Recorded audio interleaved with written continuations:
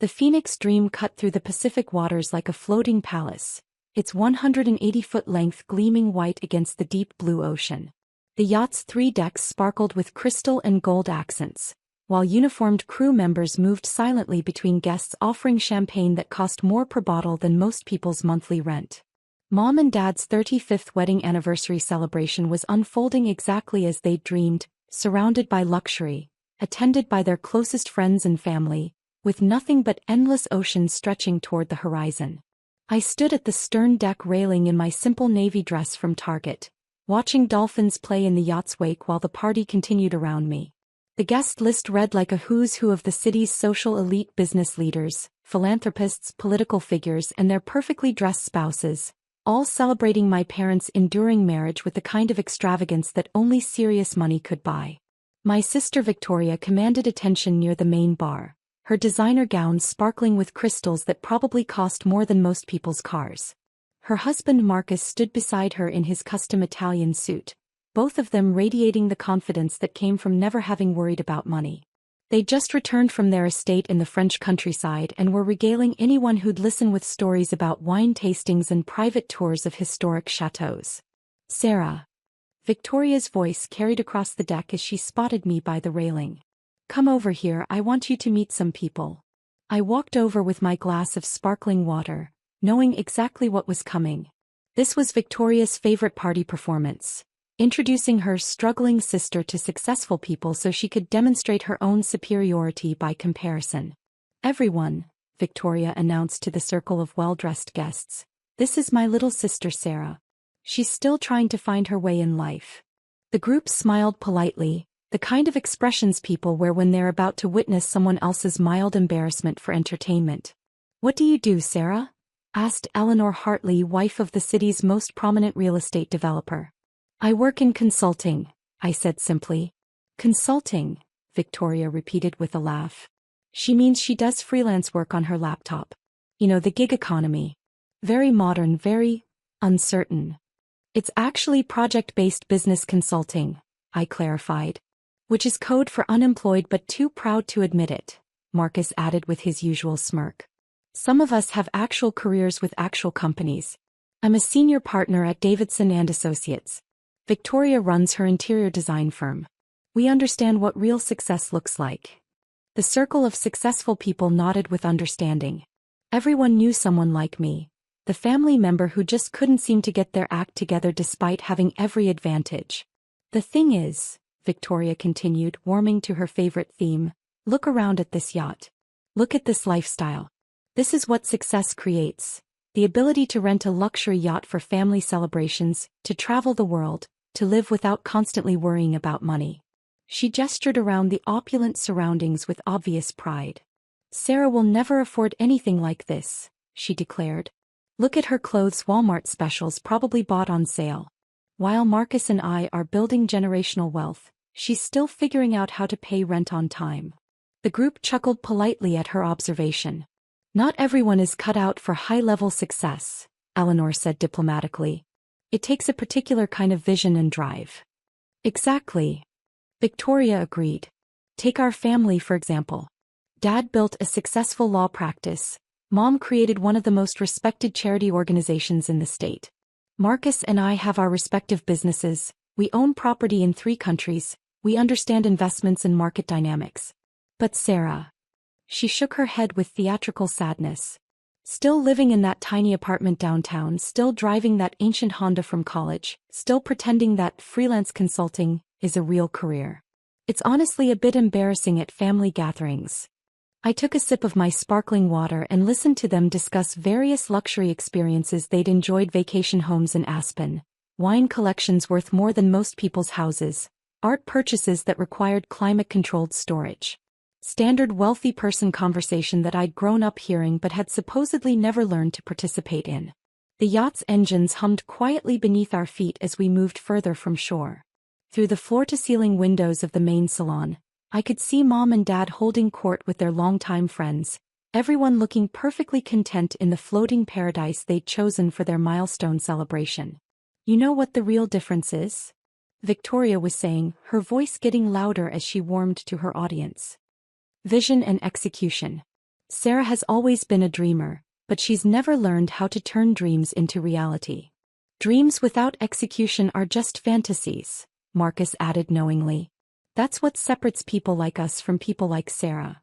My phone buzzed quietly with a notification from my yacht management company. Phoenix Dream Anniversary Charter proceeding perfectly.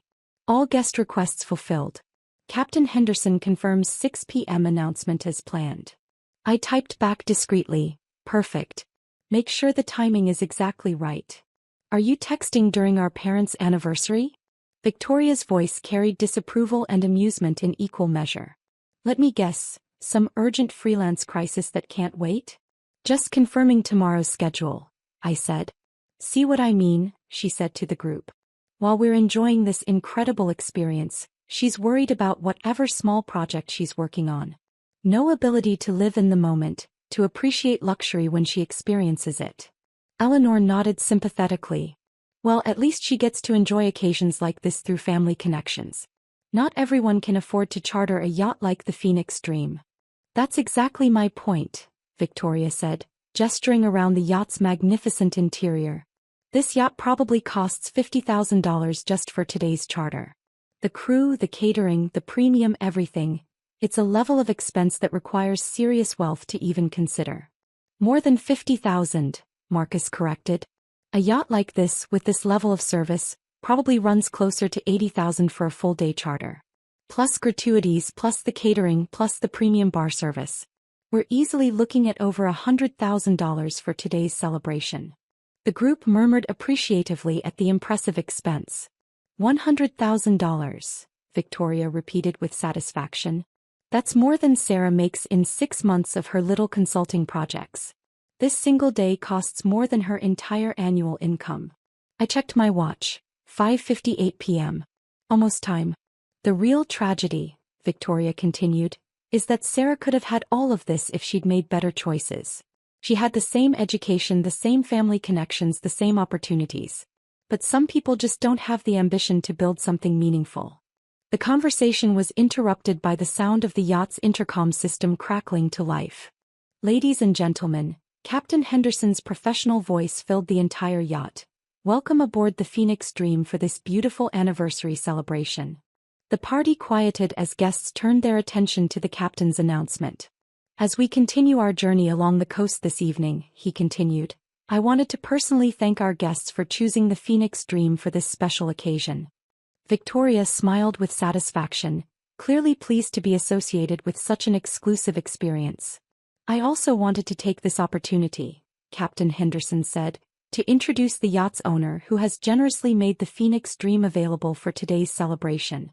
Ladies and gentlemen, please join me in thanking Ms. Sarah Mitchell. The silence that followed was so complete I could hear the ocean waves against the yacht's hull. Victoria's champagne glass slipped from her suddenly nerveless fingers and shattered on the deck, sending Dom Perignon splashing across her designer gown. Sarah Mitchell? Eleanor whispered, staring at me with wide eyes. That would be me, I said calmly. Marcus made a sound like he was choking on his own tongue. You own this yacht? Phoenix Dream, yes. She's part of my fleet. Your fleet. Victoria's voice came out about 3 octaves higher than usual. I own 7 yachts currently. Phoenix Dream is actually one of the smaller ones, 180 feet. The flagship is 240 feet.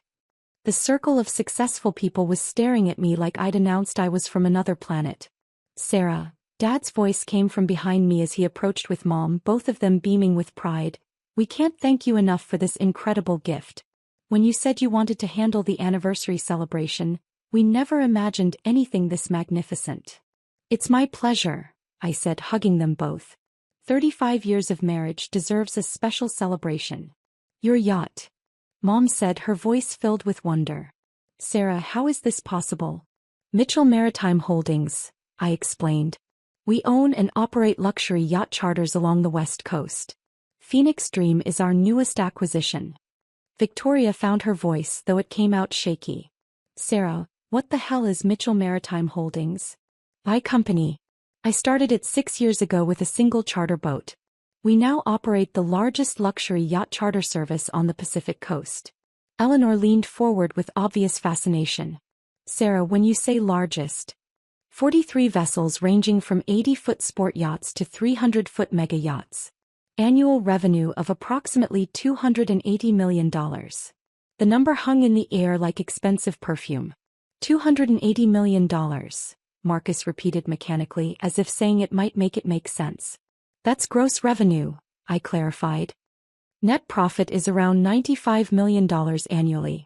The maritime luxury industry has excellent margins when you operate at scale. Victoria sat down heavily on the nearest deck chair, her designer gown still stained with champagne. Sarah, I don't understand. How could you possibly afford the first boat? I saved for 4 years while working at the marina downtown. Learned everything I could about yacht operations, maintenance, guest services, maritime regulations. When a 60-foot charter boat went into foreclosure, I bought it with savings and a business loan. How much savings? Eleanor asked, clearly fascinated. $80,000. Plus a $400,000 loan at 8% interest. Pretty risky, but I knew the charter business had potential if you focused on exceptional service. Dad was staring at me with a mixture of pride and confusion. You've been doing this for 6 years. 6.5 actually. The marina job was perfect training. I learned boat maintenance, guest relations, charter operations, everything from the dock up. Plus, living in that tiny apartment kept my expenses low so I could reinvest every penny of profit. The tiny apartment, Mom said slowly, that Victoria always criticized, was a strategic choice. Why pay high rent when I was building equity in maritime assets? Every dollar I saved on personal expenses was a dollar I could invest in boats. Captain Henderson appeared beside our group, his weathered face showing the satisfaction of a man who'd spent 40 years on the water. Ms. Mitchell, he said, the sunset dinner service is ready whenever you'd like it served. The galley chef has prepared everything according to your specifications. Thank you, Captain. Please proceed with the service. He nodded and walked away to coordinate with the crew. Captain Henderson has been with us for 3 years, I explained to the stunned group. He used to captain yachts for tech billionaires in Silicon Valley before I recruited him. Victoria was still staring at me like I was speaking a foreign language. Sarah, the lifestyle comments I made earlier, about me never affording this lifestyle? I finished. I heard you. You made your point very clearly. But we didn't know, Marcus protested. If we'd known you were successful, you would have treated me differently. That's exactly why I didn't tell you. Eleanor looked around our group with obvious discomfort. We should probably give you some family time to discuss this. Actually, Mrs. Hartley, I said, didn't you mention that your husband is looking for partners on that marina development project in Monterey? She nodded cautiously. Mitchell Maritime would be interested in discussing investment opportunities. We're always looking to expand our port facilities. Her eyes widened. You're serious? Very. Have him call our corporate office next week. We're specifically interested in marina developments that can accommodate our larger vessels. The Hartleys exchanged glances and made quick excuses to leave our conversation, probably to call her husband immediately. Sarah, Dad said, his voice still shaky with amazement, why didn't you tell us? All these years we thought. Thought what? That I was a failure because I lived simply and didn't broadcast my business success at every family gathering. Victoria found her voice again. But we were worried about you. We offered to help, to make connections. You offered me entry-level jobs at companies where I'd make less in a year than Phoenix Dream makes in a day, I corrected. And you did it while making jokes about my cheap clothes and old car.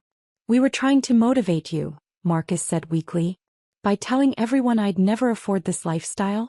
By using me as an example of what not to become. The yacht's dinner service began with obvious ceremony, servers in crisp white uniforms presenting courses that had been prepared by a chef recruited from Michelin-starred restaurants. Each dish was a work of art, paired with wines from my personal collection that I'd been building for years. The wine, Mom said, examining her glass. This is exceptional. 1998 Dom Perignon, I said. From my private cellar. We keep a selection on each yacht for special occasions. Victoria looked at her own glass with new understanding. How much does wine like this cost? About $800 per bottle. But it's worth it for celebrations like this. Marcus choked on his sip. $800? per bottle. The 2002 vintage will serve with dessert is $1,200. But today is special. Mom and Dad's 35th anniversary deserves the best. The sun was setting over the Pacific now, painting the sky in brilliant oranges and purples while the Phoenix Dreams lights began to twinkle in the gathering dusk. Around us, the party had transformed into something magical, guests moving between decks, enjoying the five-star dining service, taking photos against the backdrop of endless ocean. "Sarah," Victoria said quietly, her earlier confidence completely gone, "I owe you an apology. The things I said earlier about your lifestyle, your choices. You showed me who you really are," I said simply. "When you thought I was unsuccessful, when you thought it didn't matter what you said to me or about me." "But we're family," she protested. "Family supports each other. Like you supported me by calling me an embarrassment? By telling everyone I'd never amount to anything?" My phone buzzed with a message from my fleet manager. "Phoenix Majesty ready for tomorrow's Silicon Valley charter. Phoenix Sovereign booked solid through October. Q3 revenue up 23%. "I should check on the other boats," I said, glancing at the message. "We have 3 other charters running this weekend." "3 other charters?" Dad asked. "Phoenix Majesty is hosting a tech company retreat near San Francisco. Phoenix Sovereign has a week-long charter with a European family. Phoenix Liberty is doing a wedding charter in San Diego. Busy weekend." Victoria stared at me with something that looked like nausea. "Sarah, what's Mitchell Maritime Holdings worth?" "Current fleet valuation is around $340 million. Annual profit growth is averaging 35% year-over-year, so we're looking at significant expansion over the next decade." The number settled over our family group like fog rolling in from the ocean. $340 million, Mom repeated softly. "Plus the marina properties, the maintenance facilities and the hospitality partnerships. Total asset portfolio is closer to $500 million. Victoria put her head in her hands. "I called you an embarrassment. I said you'd never afford this lifestyle. While standing on my yacht," I pointed out. "Drinking my wine, eating food prepared by my chef, surrounded by a crew I personally hired and trained." Captain Henderson approached again, this time with a folder in his hands. "Ms. Mitchell, the evening's itinerary is proceeding perfectly. Should we prepare for the fireworks display at 9 p.m. as planned?" "Fireworks display?" Mom asked with delight. "I arranged for a private fireworks show over the ocean," I said. "Something special for your anniversary." "Sarah," Dad said, his eyes filling with tears, "this is the most incredible gift anyone has ever given us. You raised me to work hard and build something meaningful," I said. "Mitchell Maritime Holdings is what that looks like." As the evening progressed and the fireworks painted the sky in brilliant colors, I watched my family process their new understanding of who I really was. Not the struggling freelancer they'd dismissed for years, but the owner of the yacht they were celebrating on, the woman who'd built a maritime empire while they were making jokes about her Walmart clothes. Tomorrow, when they returned to their social circles, when their friends asked about the incredible anniversary celebration, when they tried to explain how their unsuccessful daughter had surprised them, things would be different. Not because I'd finally proven myself worthy of their respect, but because they'd finally learned the cost of assuming someone's worth based on appearances. Mitchell Maritime Holdings had bigger expansions planned, better vessels being built and more exclusive partnerships in development. And for the first time in 6 years, I wouldn't have to explain any of it to people who had already decided I wasn't worth listening to.